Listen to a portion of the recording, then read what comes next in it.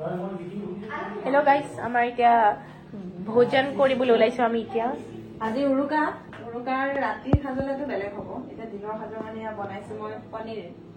মাইনাই মাছ নাখায়, মাংস নাখায়, সেইকাৰণে তাৰ কাৰণে আলু পনীৰ বনাইছো দেই। এয়া কেৰাহীতে আছে, তোমালোকে খাব নোৱাৰা, মই খাম। হ'ব গোটেইখিনি তুমিয়ে খাবা দিয়া। এইফালে আকৌ মই বনাইছো আৰি মাছৰ লগত পানীলাও জোল। হৈ গ'ল খাবলে।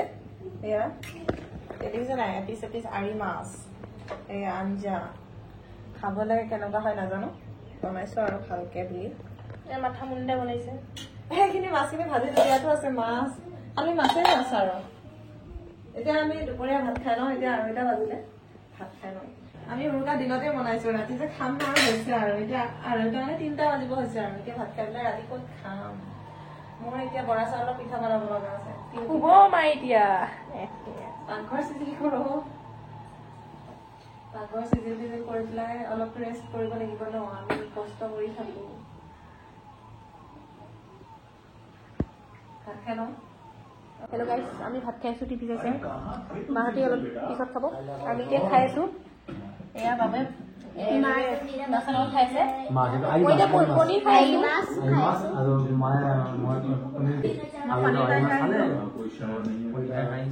পানী খাইছো।